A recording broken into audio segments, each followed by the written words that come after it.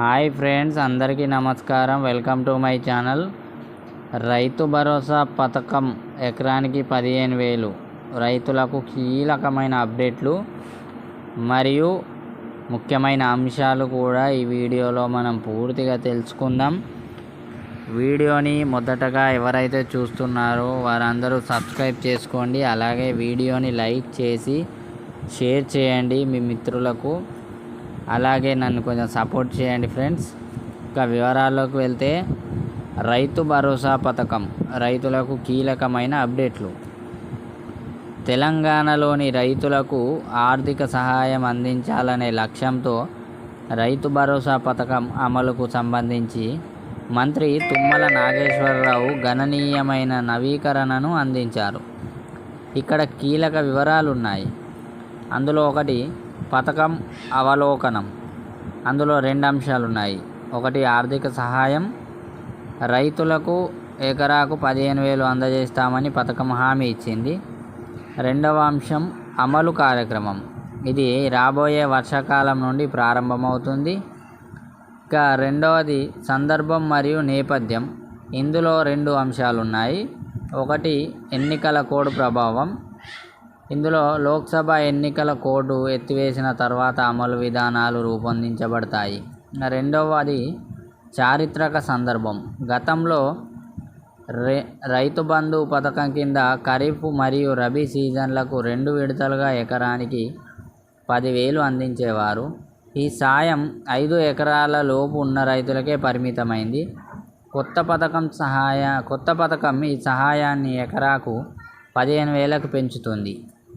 ఇంకా మూడవ అంశం ఏంటంటే అర్హత మరియు షరతులు. అందులో 2 అంశాలు ఉన్నాయి. ఒకటిది పంట సాగు అవసరం. పంటలు వేసిన రైతులకు మాత్రమే సహాయం అందించబడుతుంది. ఇంకా రెండవది కౌలు రైతులు.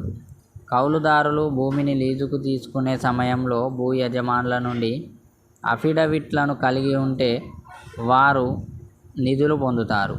ఇక మూడవది అమలు ప్రక్రియ. అందులో 2 ఉంటాయి. ఒకటి సంప్రదింపులు, 2 రుణమాఫీ. మొదటగా సంప్రదింపులు అనగా జూన్లో ఎన్నికల కోడ్ ముగిసిన తర్వాత విధి విధానాలను ఖరారు చేయడానికి ప్రభుత్వం రైతులు మరియు రైతు సంఘాలతో సంప్రదిస్తుంది. శాసనసభ మంత్రి మండలిలో కూడా చర్యలు జరగనున్నాయి. రెండవది రుణమాఫీ. ప్రభుత్వం 2 లక్షల వరకు రైతుల రుణాలను ఒకేసారి మాఫీ చేసేందుకు కట్టుబడి ఉంది. నిధుల సమీకరణ కోసం ప్రత్యేక కార్పొరేషన్ను ఏర్పాటు చేయాలని వారు పరిశీలిస్తున్నారు. మరియు 2 లక్షల లోపు పంట రుణాలపై డేటాను అందించాలని బ్యాంకులను ఆదేశించారు. అదనపు మద్దతు చర్యలు. పంటల బీమా.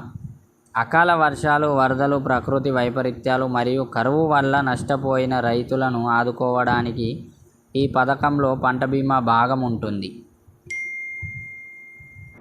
బీమా కంపెనీల కంటే నేరుగా రైతులకు ప్రయోజనం చేకూర్చే విధి విధానాలను నిర్ధారిస్తూ ఈ చొరవ కోసం 3,500 కోట్లు కేటాయించడానికి ప్రభుత్వం సిద్ధంగా ఉంది. ఈ సమగ్ర విధానం తెలంగాణలోని రైతులకు గణనీయమైన ఆర్థిక ఉపశమనం మరియు మద్దతు అందించడం, వారి వ్యవసాయ ఉత్పాదక మరియు ఆర్థిక స్థిరత్వాన్ని పెంపొందించడం లక్ష్యంగా పెట్టుకుంది.